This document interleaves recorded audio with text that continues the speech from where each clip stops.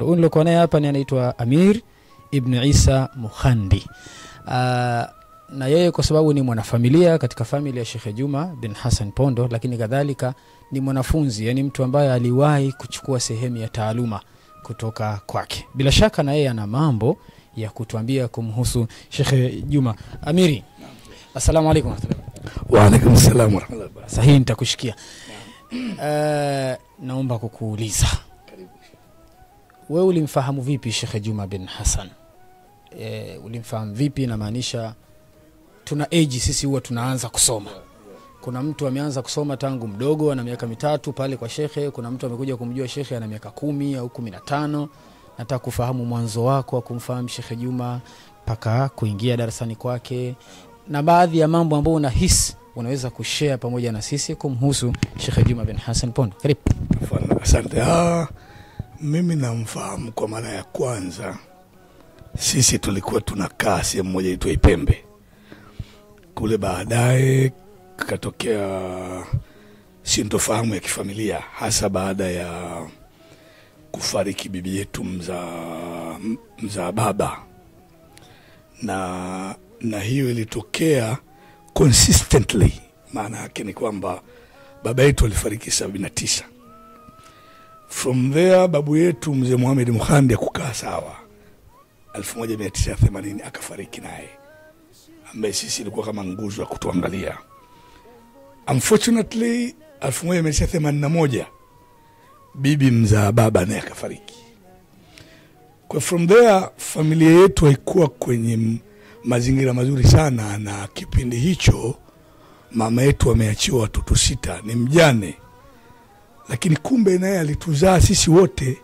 Wakati amefiwa alikuwa ni bado binti mdogo. Sasa sisi kipindi hicho baada ya kufariki marehemu bibi tukapata shida kidogo kwenye maisha.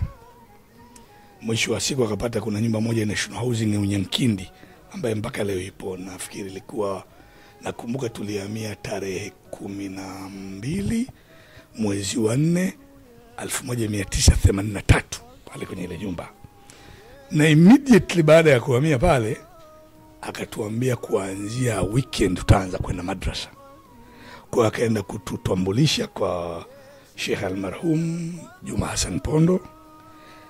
Sisi hatukuwa wanafunzi kwake, sisi tulikuwa watoto kwa sababu ya huruma. Pale madrasa watoto wote wanayechelewa kuingia nje ya muda lazima watandikwe.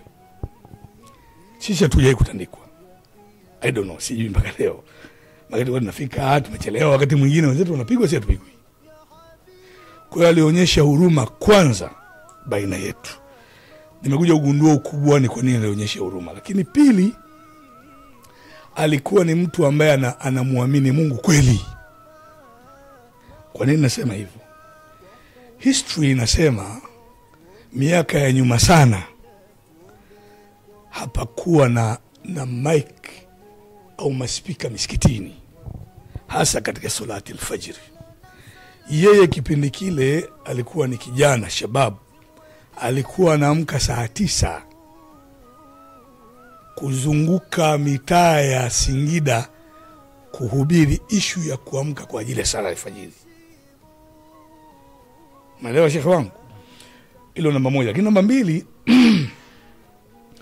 kipindi cha ujana wake aidha alimuoa mama yetu, mama Hadija, au kabla alifanya biashara ya kuchinja mbuzi katika machinjio ya Singida. Yako karibu na Singidani, kuna eneo fulani kule. Sasa kwa sababu yeye alikuwa na muamini Mungu na mkweli, alikuwa akichinja mbuzi mmoja, 2, 5, hauzi yoyote mpaka yamalize. Pale pakatokea fitna.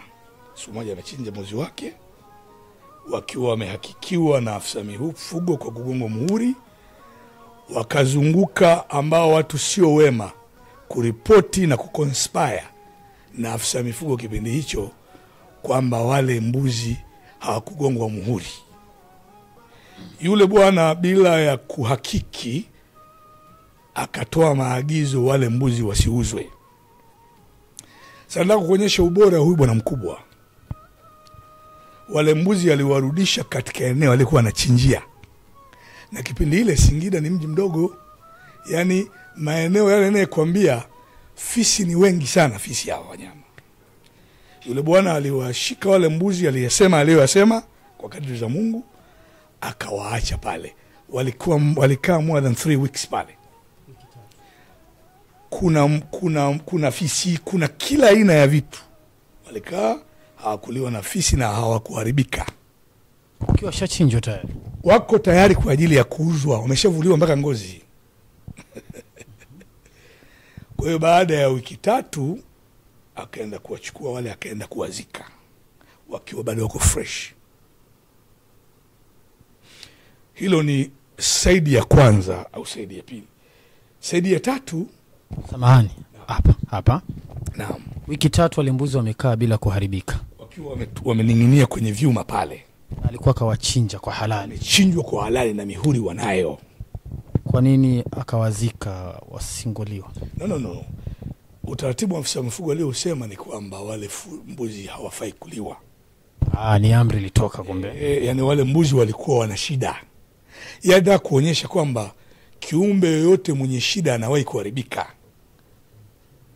Okay, point yako nimekuelewa.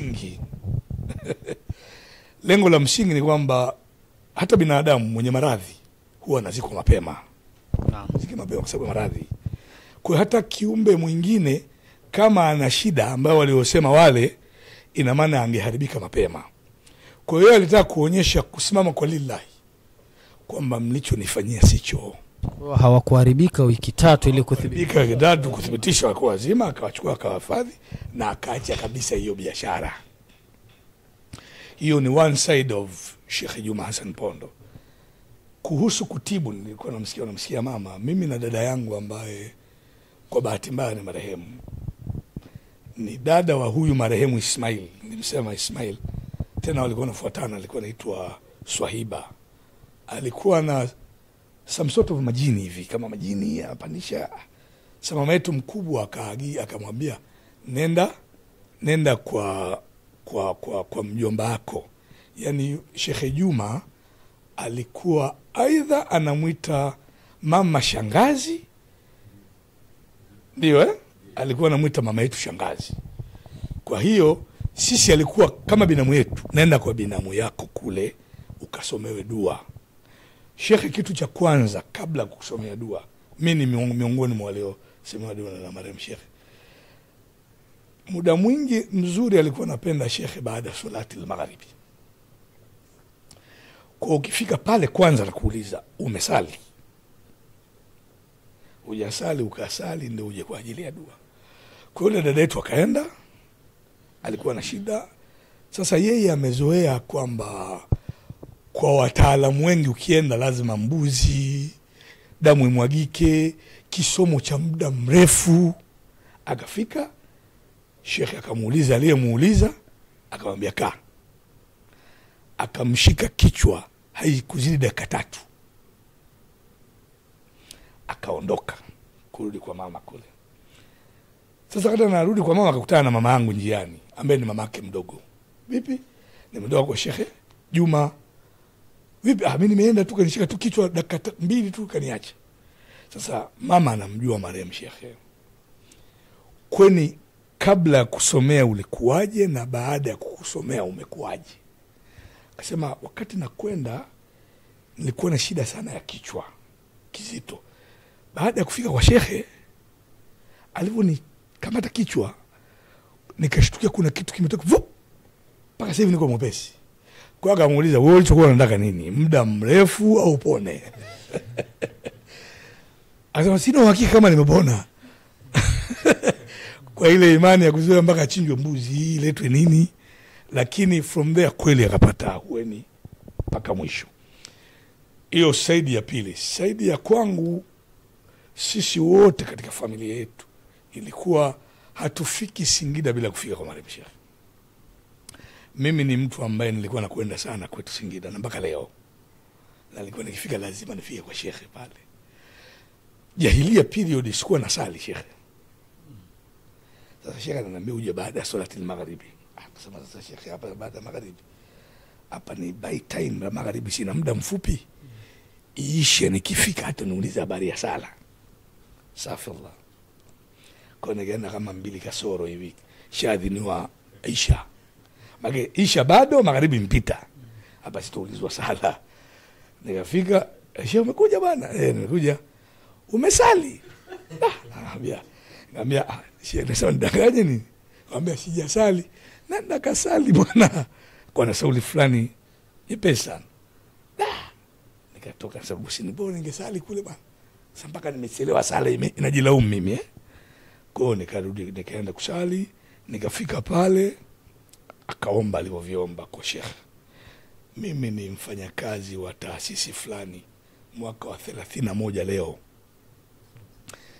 Miongoni mwa vitu ambavyo ninavyo katika ofisi yangu huenda ni jua ya marehemu Sheikh pia. Wakati anafariki Sheikh 2002 mimi niko Dodoma, kituo changu cha kazi. Bahati mbaya sana, na huwa nasema leo, sikujali kumzika marehemu Sheikh. Ilikuwa ni kikazi sehemu moja wilaya Mpwapwa. Lakini ametoka mtu kule Singida amekuja kuniona, najua mimi ni Mnyaturu. Naomba uniambie yule Sheikh Juma ni nani? Nikamwambia alikuwa ni mtu mwadilifu, alikuwa ni Sheikh ambaye anapendwa na watu wote. Anaambia hiyo itoshi. Kwa mara ya kwanza katika makuzi yangu, alikuwa mtu mzima kwangu, sijawahi kuona soko limefungwa. Naelewa Sheikh? Soko hili ambaye naenda kununua vitunguu, nyanya, kina mama, linafungwa kabisa. Anasema amefika sokoni, hakuna mtu hata mmoja kwenye soko. Kafika stendi, hakuna mtu hata mmoja. Anauliza watu kuna kitu gani? Anaambiwa kuna mtu anaitwa Sheikh Juma Hassan Mbondo amefariki, watu wameenda kuzika. Singida nzima Sheikh. Niongelee scenario ya upande wa pili kabla ya kifo chake. Mama alieleza in general. Na huenda wao hawakuwa wanajua kwa sababu ni wanafamilia. Uingiaji wa kumuona Sheikh mlikuwa mnaingia, walikategorize kwa umri na jinsia. Yaani kulikuwa kuna umri tu wanaingia watoto kumuona Sheikh, watoto tu. Kuna umri wanaingia watu wazima tu wanaume. Kuna umri wanaingia wanawake tu. Kwa sababu ilikuwa Singida nzima inaenda hospitali. Walikuwa wanashindwa ku accommodate. Kwa ikabidi wa categorize katika groups ili wamuone kwa awamu. Wakati anafariki Sheikh, ilikuwa zamu ya kumuona mgonjwa, ilikuwa zamu ya watoto.